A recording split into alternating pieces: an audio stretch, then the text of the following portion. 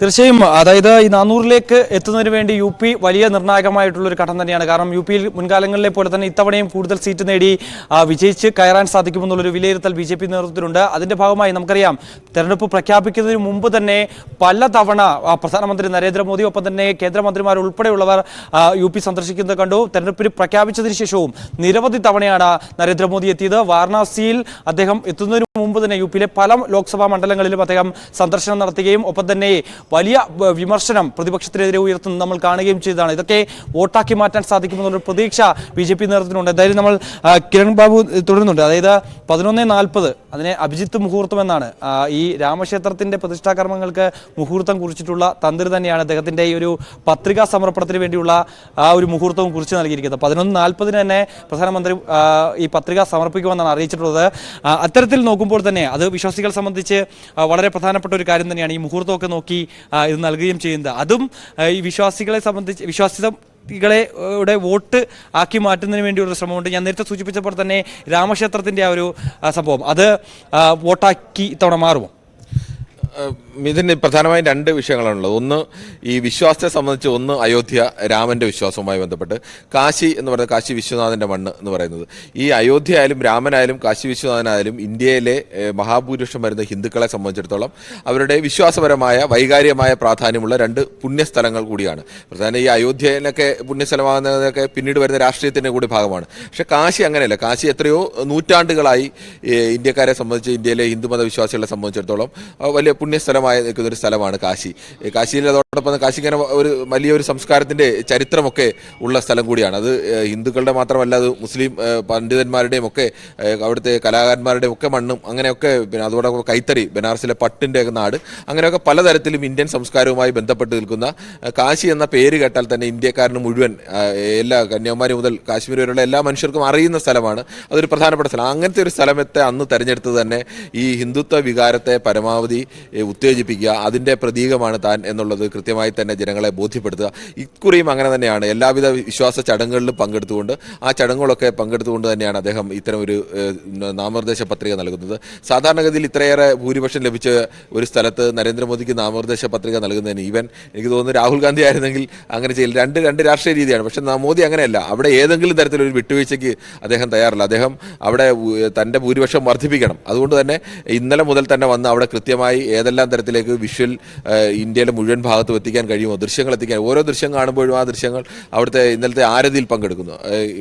വാരണാസിയിലെ ഈ സ്നാനഘട്ടങ്ങളിലാണ് ഈ ആരതി വൈകുന്നേരം നടക്കുന്നത്. ഈ ആരതി കാണാൻ തന്നെ ആയിരക്കണക്കിന് ആളുകൾ ബോട്ടുകളിലൊക്കെ നിൽക്കുന്നതാണ്. ആളുകൾ വിശുദ്ധമായി കാണുന്നതാണ്. അപ്പോൾ അതിൽ നരേന്ദ്രമോദി പങ്കെടുക്കുന്നു. ഇന്ന് രാവിലെ അവിടുത്തെ പ്രധാനപ്പെട്ട കാലഭൈരവ ക്ഷേത്രത്തിൽ പോയി അദ്ദേഹം ആരാധന നടത്തുന്നു. കാശി വിശ്വനാഥൻ്റെ അനുഗ്രഹം വാങ്ങിക്കുന്നു. അതിനുശേഷം കൃത്യമായ ഒരു മുഹൂർത്തം നോക്കി ആ മുഹൂർത്തത്തിൽ തന്നെ, അതും അയോധ്യ ക്ഷേത്രത്തിൻ്റെ പ്രാണപ്രതിഷ്ഠയ്ക്കുള്ള മുഹൂർത്തം നൽകിയ അതേ പൂജാരിയിൽ നിന്ന് മുഹൂർത്തമാകുന്നു. ആ സ്ഥലത്ത് അതൊരു പ്രത്യേക ഒരു സന്ദേശം കൂടിയാണ് നൽകുന്നത്. ഏതെങ്കിലും തരത്തിൽ വിട്ടുവീഴ്ചയ്ക്കല്ല. കഴിഞ്ഞ തവണത്തെക്കാൾ 5 ലക്ഷത്തിൻ്റെ മാർജിൻ കടത്താൻ കഴിയണം. 5 ലക്ഷം മാർജിൻ കടത്തുക എന്ന് പറയുന്നത് അത്ര എളുപ്പമുള്ളതല്ല. മാർജിൻ വളരെ ഉയരത്തിൽ നിൽക്കുന്നതുകൊണ്ട് തന്നെ, പക്ഷെ അതെല്ലാം വളരെ ശ്രദ്ധാപൂർവ്വം നിന്നുകൊണ്ട് തന്നെ വലിയൊരു വിജയത്തിലേക്ക് നീങ്ങാൻ വേണ്ടിയുള്ള അത്തരം ഒരു കൃത്യമായ ആസൂത്രണത്തോടു കൂടിയുള്ള ഒരു സന്ദേശം കൂടിയാണ് നരേന്ദ്രമോദി നൽകുന്നത്. ഉത്തർപ്രദേശ് ജയിക്കുക എന്നതിനേക്കാൾ നരേന്ദ്രമോദിയെ സംബന്ധിച്ച് വാരണാസിയിൽ പരമാവധി ഭൂരിപക്ഷം ഉറപ്പിക്കുക, തനിക്ക് ഒരു തരത്തിലും എതിരാളികൾ ചോദ്യമേ ആവരുത്, ആ തരത്തിലേക്ക് ഉള്ള ആധികാരിക വിജയത്തോടു കൂടി വേണം എന്നുള്ളത് തന്നെയാണ്. ആ ഒരു വാശിയിൽ നിന്നുള്ള കൃത്യമായ ചില. അതുകൊണ്ടാണ് എല്ലാ സംസ്ഥാനങ്ങളിലെ മുഖ്യമന്ത്രിമാരെ അവിടെ എത്തിക്കുന്നു, NDA പ്രധാനപ്പെട്ട നേതാക്കളെല്ലാം എത്തിക്കുന്നു. അല്ലെങ്കിൽ വളരെ അനായാസമായി നാമനിർദ്ദേശ പത്രിക വന്ന് സമർപ്പിച്ചിട്ട് നരേന്ദ്രമോദി തിരികെ പോയാൽ, ഒന്നും പറയാതെ പോയാൽ തന്നെ വലിയ ഭൂരിപക്ഷത്തിന് ജയിക്കാൻ കഴിയുന്ന ഒരു മണ്ഡലത്തിലാണ് അവിടെ അതിൽ വലിയ ഭൂരിപക്ഷത്തിലേക്ക് പോകാൻ വേണ്ടിയുള്ള ഈ വലിയ ഷോ ഈ നേതാക്കളെല്ലാം അണിനിരത്തിക്കൊണ്ട് അത്തരത്തിലേക്കുള്ള നീക്കം. അത് മോഡിയുടെ ഒരു രാഷ്ട്രീയത്തിൻ്റെ സ്വഭാവം കൂടിയാണ്. തനിക്ക് ആധിപത്യമുള്ളിടത്ത് സമ്പൂർണ്ണ ആധിപത്യം പിടിക്കുക എന്നുള്ള രീതിയിലേക്ക്. അത് തന്നെയാണ് യഥാർത്ഥത്തിൽ ഇന്നിപ്പോൾ ഇവിടുത്തെ ഈ ചടങ്ങുകളിലൂടെയൊക്കെ നമുക്ക് വ്യക്തമാകുന്നത്. ഈ മണ്ഡലത്തിൻ്റെ ഒരു കൗതുകം ചെറുതായിട്ട് പറഞ്ഞാൽ, മലയാളികൾക്കൊരു താല്പര്യമുള്ളൊരു വിഷയം, 1967 CPM-ന്റെ സ്ഥാനാർത്ഥി സത്യനാരായണൻ സിംഗ് വിജയിച്ചിട്ടുള്ള മണ്ഡലമാണ്. അതിനുശേഷം പലപ്പോഴും കോൺഗ്രസ് ജയിച്ചിട്ടുള്ള മണ്ഡലമാണ്, ജനതാ പാർട്ടി ജയിച്ചിട്ടുള്ള മണ്ഡലമാണ്. 91 മുതലാണ് BJP, 2004 വരെയാണ് BJP ജയിക്കാൻ തുടങ്ങിയത്. 2004 അവിടെ വിജയിച്ചത് കോൺഗ്രസിൻ്റെ സ്ഥാനാർത്ഥിയാണ്. വീണ്ടും വീണ്ടും 2009 തിരിച്ചു പിടിച്ചു. അങ്ങനെ ഈ BJP സംബന്ധിച്ച് യഥാർത്ഥത്തിൽ അങ്ങനെ ഉറച്ച ഒരു ഉത്തർപ്രദേശിലെ ഏറ്റവും ഉറച്ച മണ്ഡലമല്ല വാരണാസി.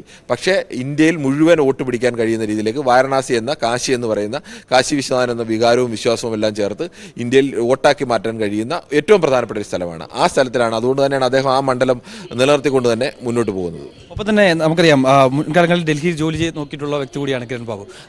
ആ സമയത്തൊക്കെ തന്നെ ഈ ഒരു ഘട്ടത്തിൽ വാരണാസിയിൽ പോയിട്ടുണ്ട് എന്ന് ഞാൻ കരുതുന്നു. ആ സമയത്തൊക്കെ തന്നെ നമുക്കറിയാം പ്രധാനമായും ഗംഗ മലിനമാകുന്നു, ആ ഒരു രീതിയിലുള്ള പ്രചരണമൊക്കെ വലിയ രീതിയിലുണ്ടായിരുന്നു. പക്ഷേ 2014 ശേഷം ആദ്യം പ്രധാനമന്ത്രി നരേന്ദ്രയുടെ ഭാഗത്തുനിന്ന് ഉണ്ടായിട്ടുള്ള ഒരു പ്രധാനപ്പെട്ട പദ്ധതി എന്ന് പറയുന്നത് ഈ ഗംഗ മാലിന്യമുക്തമാക്കുക എന്നുള്ളൊരു നടപടിയായിരുന്നു. അതിനുശേഷം അങ്ങനെ പോയിട്ടുണ്ടോ അവിടേക്ക്? അത്തരത്തിലുള്ളൊരു സ്ഥിതിവിശേഷമാണോ അവിടെ ഉള്ളത്? ഈ ഗംഗയെ സംബന്ധിച്ചിടത്തോളം ഇന്ത്യയിൽ വലിയ പുണ്യനദി എന്നൊക്കെ പറയുമ്പോഴും ഈ അവസാനം കോവിഡ് കാലത്തടക്കം നമ്മൾ കണ്ടാണ് ഇന്ത്യയിലെ ഏറ്റവും മാലിന്യത്തിൻ്റെ വിഷയത്തിൽ ഏറ്റവും മോശപ്പെട്ട ഒരു നദിയാണ് ഗംഗ. കാരണം ഗംഗ ഹിമാലയത്തിൽ നിന്ന് ഉത്ഭവിച്ച് ഏകദേശം ഹരിദ്വാറിലെത്തുന്നതോടുകൂടി, ഹരിദ്വാർ വരെയാണ് ഇത് മലകൾ നിരകളിലൂടെ വരുന്നത്. അവിടെ ചെന്ന് കഴിഞ്ഞാൽ പിന്നെ സമനിരപ്പിലേക്ക് ഇറങ്ങുകയാണ്. സമനിരപ്പിലേക്ക് ഹരിദ്വാറിൽ നിന്ന് ഇറങ്ങിക്കഴിഞ്ഞാൽ പിന്നീട് ഇന്ത്യയുടെ ഈ ഹൃദയഭൂമിയിലൂടെ ഗംഗ ഇങ്ങനെ ഒഴുകുന്നത് പരന്ന് ഇന്ത്യയിൽ ഏറ്റവും വിശാലമായിട്ട് ഒഴുകുന്ന, ഇന്ത്യക്ക് ഏറ്റവും കൂടുതൽ കൃഷിക്ക് വെള്ളം നൽകുന്ന, ഇന്ത്യക്കാർ ഏറ്റവും കൂടുതൽ ആശ്രയിക്കുന്ന ഒരു നദിയാണ്. പക്ഷേ ഈ സ്ഥലങ്ങളിലെ മുഴുവൻ മാലിന്യങ്ങളും, വീട്ടിലെ മാലിന്യങ്ങൾ മുതൽ കക്കൂസ് മാലിന്യങ്ങൾ മുതൽ ഫാക്ടറി മാലിന്യങ്ങൾ മുതൽ എല്ലാം തട്ടുന്ന ഒരു സ്ഥലമാണ് ഗംഗ. ആ ഗംഗയെ ശുദ്ധീകരിക്കുക എന്നുള്ളത് എല്ലാ കാലത്തും BJPയുടെയും നരേന്ദ്രമോദിയുടെയും ഒക്കെ ഒരു വലിയ അജണ്ടയായിരുന്നു. പക്ഷേ ഇപ്പോഴും അതിൻ്റെ ഒരു യാഥാർത്ഥ്യം എന്ന് പറയുന്നത് ഒരു പരിധിക്കപ്പുറത്തേക്കൊന്നും ഇപ്പോഴും ഗംഗയെ ശുദ്ധീകരിക്കാനോ അല്ലെങ്കിൽ ഗംഗയിൽ ഒരു വലിയ മാറ്റം വരുത്താനോ, ഈ വാരണാസിയിലെ കട്ടുകളൊക്കെ നിർമ്മിച്ചു, പണ്ടൊക്കെ വാരണാസിയിലെ കട്ടുകൾ തൊട്ടടുത്ത് തന്നെയാണ് ഈ ശ്മശാനങ്ങൾ ഉള്ളത്. ശ്മശാനങ്ങളിൽ പൂർണ്ണമായും കത്തിത്തീരുന്നതിന് മുമ്പ് അല്ലെങ്കിൽ ശവം എടുത്തിട്ടില്ലെങ്കിലും അതിൻ്റെ വിറകുകളൊക്കെ തട്ടുന്നതും ചാരവും എല്ലാം തട്ടുന്നതും നേരെ നദിയിലേക്ക് തട്ടുന്നതും അതിലൊക്കെ കുറേ മാറ്റം വന്നിട്ടുണ്ട്. എന്നതിനപ്പുറത്തേക്ക് ഇപ്പോഴും ഗംഗയെ സംബന്ധിച്ചിടത്തോളം ഗംഗ പൂർണ്ണമായി ശുദ്ധീകരിക്കാനോ ആ തരത്തിലേക്കൊന്നും മാറ്റം കഴിയില്ല. പക്ഷേ പ്രധാനപ്പെട്ട സ്ഥലങ്ങളിലെല്ലാം തന്നെ കാശിയിലടക്കമുള്ള സ്ഥലത്ത് രൂപത്തിൽ വലിയ ഇടുക്കമുള്ള, അല്ലെങ്കിൽ കാശി വിശ്വനാഥ ക്ഷേത്രം എന്നൊക്കെ പറഞ്ഞാൽ ഒരു ചെറിയ ക്ഷേത്രത്തിലേക്ക് കടന്നു പോകേണ്ടതിൻ്റെ അത്ര ഇടുക്കുകളിലൂടെ രണ്ട് വഴിക്കും നിറയെ കടകളും ഒക്കെ ആയിട്ട് നമുക്ക് ഒരു ചന്തയിലൊക്കെ നടന്നു പോകേണ്ട അവസ്ഥയിൽ നടന്നു പോകേണ്ട അവസ്ഥയായിരുന്നു. അതിനൊക്കെ വലിയ തരത്തിലേക്ക് മാറ്റം വരുത്തിക്കൊണ്ട് ആ പ്രത്യക്ഷത്തിൽ ആ നഗരത്തിന്റെ മുഖത്തിന് വലിയ തരത്തിൽ മാറ്റം വരുത്താൻ നരേന്ദ്രമോദി അവിടുത്തെ MP അതിനുശേഷം കഴിഞ്ഞിട്ടുണ്ട്. അത് സ്വാഭാവികമായി ഇപ്പോൾ വർണ്ണാധികാരിക്ക് മുമ്പിലേക്ക് പ്രധാനമന്ത്രി നരേന്ദ്രമോദി കടന്നു പോകുന്നതിന്റെ ദൃശ്യങ്ങളാണ് പ്രേക്ഷകർ കാണുന്നത്. അല്പസമയത്തിനകം തന്നെ പത്രികാ സമർപ്പണം നടത്തും. അതിനുശേഷം പത്രികാ സമർപ്പണം അല്പസമയത്തിനകം ഉണ്ടാകും. നരേന്ദ്രമോദി പത്രികാ സമർപ്പണത്തിനായി ഇപ്പോൾ വരണാധികാരിക്ക് മുന്നിലേക്ക് പോവുകയാണ്. വലിയ സുരക്ഷാ ക്രമീകരണങ്ങളുണ്ട്. കുറച്ചാളുകളെ മാത്രം നരേന്ദ്രമോദിക്കൊപ്പം ഉണ്ടാകുക, വളരെ ചുരുക്കം നേതാക്കന്മാർ മാത്രമാകും എന്നാണ് മനസ്സിലാകുന്നത്.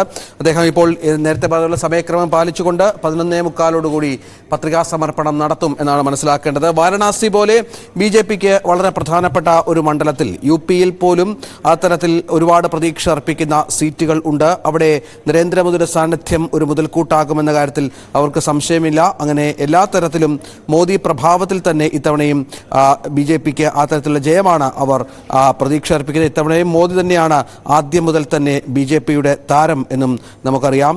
അത്തരത്തിൽ വലിയ പ്രചാരണ പ്രവർത്തനങ്ങൾക്ക് ശേഷമാണ് ഇപ്പോൾ മോദി ഇപ്പോൾ തൻ്റെ തട്ടകത്തിലേക്ക്, വാരണാസിയിലേക്ക് കടന്നു വരുന്നത് എന്നുള്ളതാണ് ഏറ്റവും പ്രധാനപ്പെട്ട കാര്യം. ദൃശ്യങ്ങളിൽ കാണുന്നത് പോലെ നരേന്ദ്രമോദി സുരക്ഷാ ഉദ്യോഗസ്ഥർക്കൊപ്പം അദ്ദേഹം പത്രികാ സമർപ്പണത്തിനായി എത്തുന്നു എന്നുള്ളതാണ്.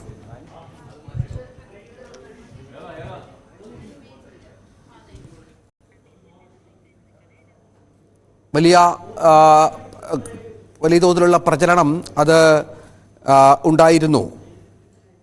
ഇത്തവണ ഓരോ ഘട്ടത്തിലും 4ാം ഘട്ട തെരഞ്ഞെടുപ്പ് ഇന്നലെയാണ് അവസാനിച്ചത്. കുറഞ്ഞ പോളിംഗ് ശതമാനമൊക്കെ ആശങ്കപ്പെടുത്തുന്നുണ്ട് എങ്കിൽ പോലും ഉറച്ച വിജയപ്രതീക്ഷയിൽ തന്നെയാണ് ഇപ്പോൾ കാര്യങ്ങൾ മുന്നോട്ട് കൊണ്ടുപോകുന്നത് എന്നും വ്യക്തമാകുന്നുണ്ട്.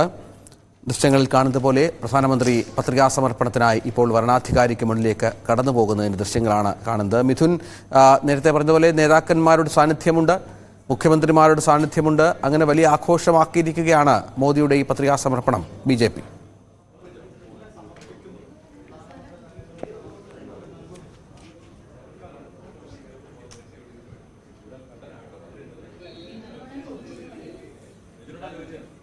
മിഥുൻ, നമുക്ക് ദൃശ്യങ്ങളിൽ കാണാം പ്രധാനമന്ത്രിയുടെ വാഹനവ്യൂഹം നേരത്തെ കടന്നുപോയ ദൃശ്യങ്ങളാണ് അത്. അതിനുശേഷം അദ്ദേഹം ഇപ്പോൾ വരണാധികാരിക്ക് മുന്നിലേക്ക് അദ്ദേഹം അധികം നേതാക്കളുടെ സാന്നിധ്യമില്ലാതെയാണ് എത്തിച്ചേർന്നിരിക്കുന്നത്. പത്രികാ സമർപ്പണത്തിന് നരേന്ദ്രമോദി വാരണാസിയിലെത്തി. നമുക്കറിയാം ഇത്തവണ ചരിത്ര സംഭവമായ ഒരു 3ാം ഊഴം മോദി പ്രതീക്ഷിക്കുന്നു. ഇത്തവണ ഒരു മൂന്നാം ഊഴം പ്രതീക്ഷിക്കുന്ന നരേന്ദ്രമോദിയാണ് ഇത്തരത്തിൽ പത്രികാ സമർപ്പണത്തിനെത്തുന്നത്.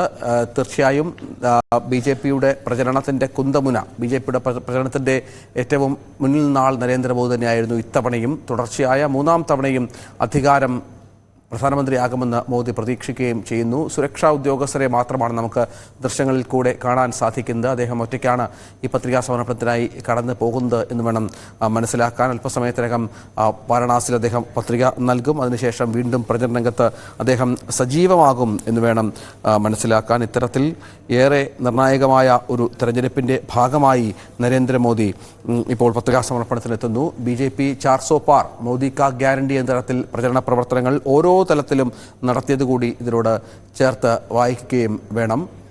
പ്രധാനമന്ത്രി ഇപ്പോൾ പത്രികാ സമർപ്പണത്തിനായി എത്തിച്ചേരുന്ന ദൃശ്യങ്ങളാണ് കണ്ടുകൊണ്ടിരിക്കുന്നത്.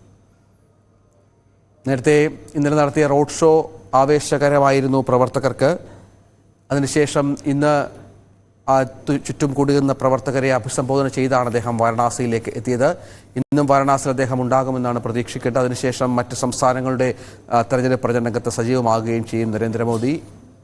മുഖ്യമന്ത്രി യോഗി ആദിത്യനാഥ്, അമിത്ഷാ എന്നിവരുടെ സാന്നിധ്യം കൂടി വാരണാസിയിലുണ്ട്. 12ഓളം മുഖ്യമന്ത്രിമാരും മോദിയുടെ പത്രികാ സമർപ്പണവുമായി ബന്ധപ്പെട്ട് വാരണാസിയിൽ എത്തിച്ചേർന്നിട്ടുണ്ട് എന്നാണ് മനസ്സിലാകുന്നത്. ഉടൻ അദ്ദേഹം പത്രിക നൽകും. മിഥുൻ, നമുക്കിപ്പോൾ ദൃശ്യങ്ങൾ കാണുന്നത് അദ്ദേഹം ഒറ്റയ്ക്കാണ് പത്രികാ സമർപ്പണത്തിനായി പോകുന്നത്. പക്ഷേ ഈ പറഞ്ഞ നേതാക്കന്മാരുടെയൊക്കെ വലിയ സാന്നിധ്യവും ഇവിടെയുണ്ട് അല്ലേ?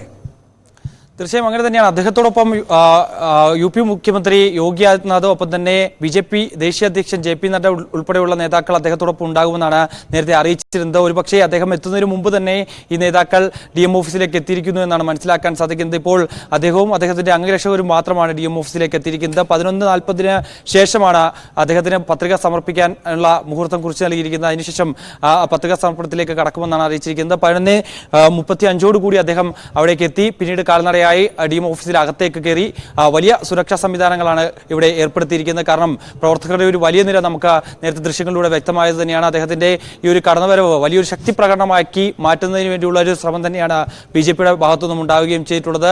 രാവിലെ അദ്ദേഹം ഈ ഒരു ക്ഷേത്ര സന്ദർശനത്തിന് ശേഷം അവിടെ അദ്ദേഹം പ്രത്യേക പൂജകൾ നടത്തി. അതിനുശേഷമാണ് അദ്ദേഹം ഇവിടേക്ക് എത്തുകയും ചെയ്തത്. ഇന്നലെ തന്നെ അദ്ദേഹം വാരണാസിയിൽ എത്തിയിരുന്നു. അവിടെ വലിയ വർണ്ണാഭമായ റോഡ് ഷോയിൽ പങ്കെടുക്കുകയും ചെയ്തിരുന്നു. അവിടെ വലിയ രീതിയിൽ പ്രവർത്തകരുടെ ഒരു വലിയ സാന്നിധ്യം ഉണ്ടായിരുന്നു. പ്രവർത്തകരുടെ ആവേശമൊക്കെ നമുക്ക് ആ ദൃശ്യങ്ങളിലൂടെ പ്രകടമാവുകയും ചെയ്തായിരുന്നു. അതിനുശേഷമാണ് ഇന്നലെ അവിടെ BLW ഗസ്റ്റ് ഹൗസിൽ അദ്ദേഹം തങ്ങിയതിനു ശേഷം ഇന്ന് രാവിലെ അദ്ദേഹം ഈ ഒരു പ്രത്യേകം തയ്യാറാക്കിയ പ്രത്യേക പൂജയിൽ അദ്ദേഹം പങ്കെടുത്തതിന് ശേഷമാണ് ഇപ്പോൾ ഇവിടേക്ക് എത്തിച്ചേർന്നിട്ടുള്ളത്. അല്പസമയത്തിനകം തന്നെ 11:40 ശേഷമാണ് പത്രികാ സമർപ്പണത്തിനുള്ള സമയം നൽകിയിരിക്കുന്നത്.